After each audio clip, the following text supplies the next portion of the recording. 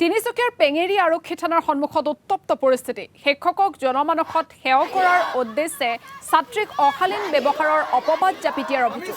পেঙেৰীৰ ব্ৰহ্মজান মধ্য ইংৰাজী বিদ্যালয়ৰ প্ৰধান শিক্ষক টংক প্ৰসাদ নেৱাৰৰ বিৰুদ্ধে উত্থাপিত হৈছিল এই অভিযোগ। বিদ্যালয়ৰ এগৰাকী ছাত্ৰীক অশালীন ব্যৱহাৰৰ অভিযোগত গ্ৰেপ্তাৰ হোৱা প্ৰধান শিক্ষক টংক প্ৰসাদ নেৱাৰক পুনৰ ঘূৰাই অনাৰ দাবীৰে থানাৰ সন্মুখত ছাত্ৰ ছাত্ৰী তথা অভিভাৱকৰ উত্তাল প্ৰতিবাদ। কেৱল এটা পক্ষৰ মন্তব্য শুনি প্ৰধান শিক্ষকক গ্ৰেপ্তাৰ কৰা কাৰ্যত ক্ষুণ্ণ হৈ পৰিছে শিক্ষাৰ্থী তথা অভিভাৱকসকল। কালি আপোনাৰ হৈছে যোনটো মানে ছাৰক ধৰি নিছে, খালি ওৱান ছাইডেড কথা শুনি কিনে যোনটো ছাৰক এতিয়া ছোৱালী ঘৰৰ কথাটো শুনি কিনে ধৰক ওৱান ছাইড লৈ গৈছে, তো সেইটোতো হ'ব নালাগিছিল। প্লাছ আৰু ছাৰক অফিচৰ ভিতৰত কিছুমানে মাৰা পিটাও কৰিছে, পাব্লিকে কৰিছে। পাব্লিক মানে ছোৱালী ঘৰৰ ছাইডৰ পেৰেণ্টছখিনিয়ে হয়, যি কি হ'ব নালাগিছিলে। সেইকাৰণে এতিয়া ষ্টুডেণ্টখিনি চব ঘূৰি আহিছে ইয়াত, কি ছাৰ লাগিব, তো আমাক এতিয়া ছাৰ লাগিব, তেতিয়া আমি ইয়াৰ পৰা গুচি যাম। কাৰণ আমিও আকৌ ছাৰৰ লগতে পঢ়ি অহা হয়। ছাৰে আমাক কেনেকৈ পঢ়াইছে, ছাৰৰ ব্যৱহাৰ আমি কেনেকৈ হয় জানো নহয়।